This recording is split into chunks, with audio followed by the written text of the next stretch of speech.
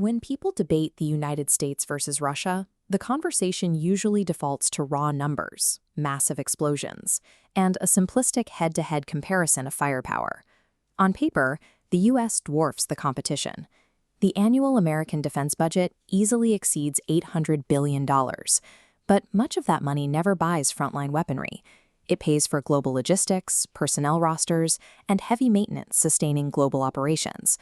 Russia operates on a much smaller budget, built around a strictly centralized, defensive posture rather than an expanding global footprint.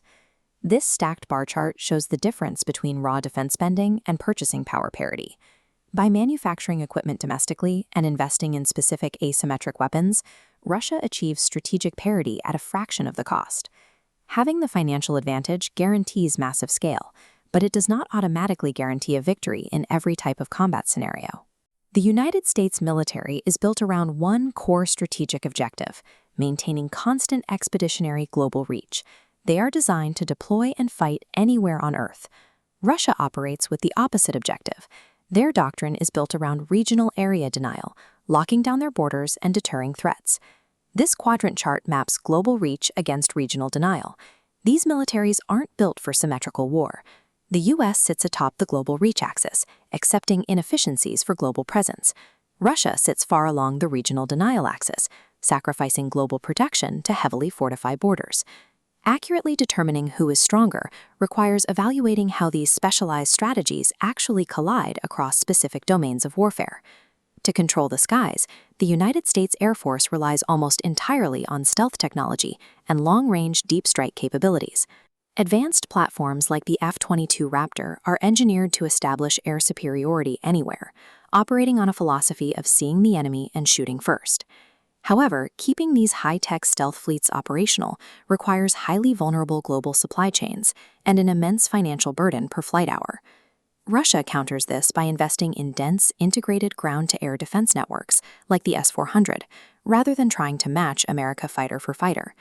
They pair these radar systems with high-speed interceptor jets like the MiG-31, specifically designed to coordinate with ground tracking and complicate stealth operations.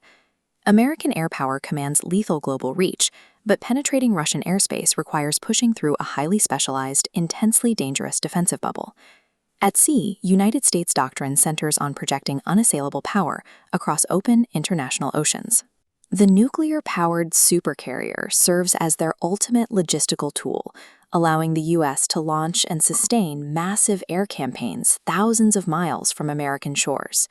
But safely operating a single carrier demands intensive logistical resources and massive escort fleets just to protect it. Russia largely ignores this domain. They do not possess the equivalent surface fleets required to project global oceanic dominance, and they don't try to. Instead, they decoy an asymmetrical response. They prioritize advanced submarine fleets equipped with long-range hypersonic anti-ship missiles. The United States effectively controls global shipping lanes, but Russia actively designs specialized, cost-effective tools explicitly meant to threaten those concentrated American carrier groups. On the ground, American combat philosophy emphasizes rapid mobility, precision drone strikes, and heavily networked infantry units.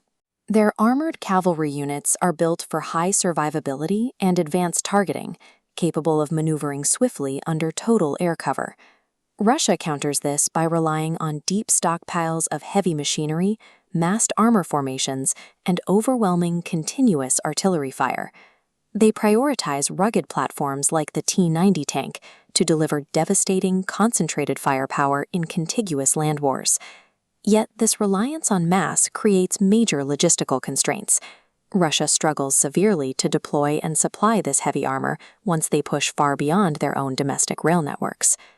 American ground forces excel at rapid, precise interventions across the globe, while Russian units are strictly optimized for grinding, high firepower conflicts adjacent to their borders. All of these conventional comparisons hit a hard stop when we evaluate the final domain of warfare, the strategic nuclear triad. The United States maintains a globally distributed, highly survivable nuclear strike network capable of civilization-ending destruction. Russia matches this with an enormous nuclear stockpile of its own, paired with highly advanced, virtually unstoppable hypersonic delivery systems. In the event of a strategic nuclear exchange, mutually assured destruction completely overrides and neutralizes any previous conventional advantages.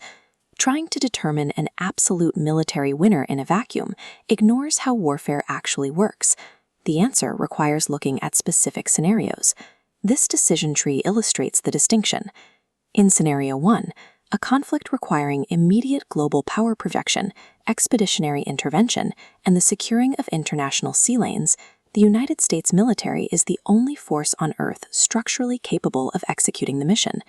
But looking at Scenario 2, a protracted, grinding land conflict directly on the Eurasian border. Russian area denial strategies and their reliance on domestic home field rail logistics effectively neutralize America's primary naval and financial advantages in this specific geography. Properly evaluating total military strength means defining exactly where the fighting takes place. The United States is an unmatched global expeditionary force. Russia is a highly lethal regional fortress.